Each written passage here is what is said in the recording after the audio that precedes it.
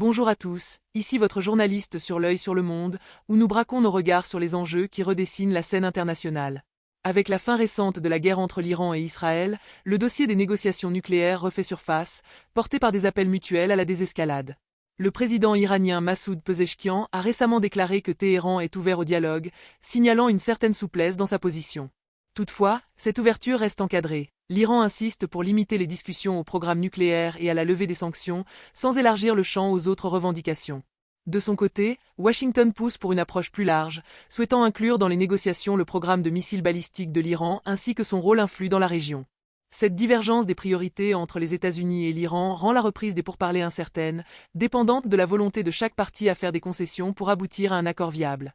Sur le terrain diplomatique, la proposition du président américain Donald Trump de rouvrir les négociations nucléaires intrigue.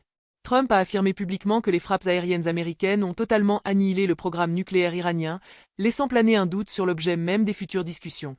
Ces déclarations, souvent empreintes d'exagération, contrastent avec les aveux implicites de Téhéran, qui aurait déplacé son uranium enrichi vers des lieux secrets, hors de portée. Si des pourparlers devaient avoir lieu, ils ne se concrétiseront pas du jour au lendemain. Un processus long s'annonce, marqué par des ajustements stratégiques. Trump, déterminé à surpasser l'accord de 2015 dont il a retiré les États-Unis en 2018 qu'il jugeait désastreux sous l'ère Obama, vise un nouvel accord plus avantageux. Après avoir ordonné des frappes sur des sites stratégiques iraniens, la question se pose, sur quoi négociera-t-il ? Il semble que son objectif soit de sceller l'avenir nucléaire de l'Iran, exigeant des garanties strictes, notamment l'interdiction totale d'enrichissement d'uranium, même à 1%, contre 3,67% autorisés précédemment pour des usages pacifiques. Des figures comme Ted Cruz et Marco Rubio appuient cette ligne dure, suggérant que l'Iran devrait importer son uranium enrichi à l'étranger. Un accord offrant seulement 5 à 10% d'amélioration pour les États-Unis suffirait à Trump pour crier victoire, se targuant d'un triomphe diplomatique, même si l'Iran consent à des concessions limitées. Pourtant, Téhéran ne se considère pas militairement vaincu.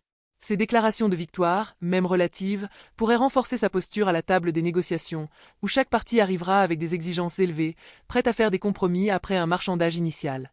L'Iran, qui réclamait avant la guerre une levée immédiate des sanctions pétrolières et bancaires, exigera aussi des garanties contre un nouveau retrait américain, comme celui de 2018. Une telle garantie pourrait passer par une ratification au Congrès, rendant l'accord plus solide qu'un simple décret présidentiel, comme ce fut le cas sous Obama. Cependant, le paysage politique américain complique les choses. Il n'existe actuellement aucun consensus, ni sur les frappes passées, ni sur un nouvel accord levant les sanctions. Le Parti démocrate s'oppose systématiquement à Trump, tandis que même au sein du Parti républicain, 53% des électeurs, selon un récent sondage, rejettent l'idée d'une nouvelle guerre avec l'Iran. Cette division interne pourrait freiner les ambitions diplomatiques, rendant l'issue des négociations plus incertaine que jamais. Ici, sur l'œil sur le monde, nous continuerons à suivre cette situation de près, analysant chaque développement avec rigueur. Restez connectés pour ne rien manquer des enjeux qui façonnent notre planète.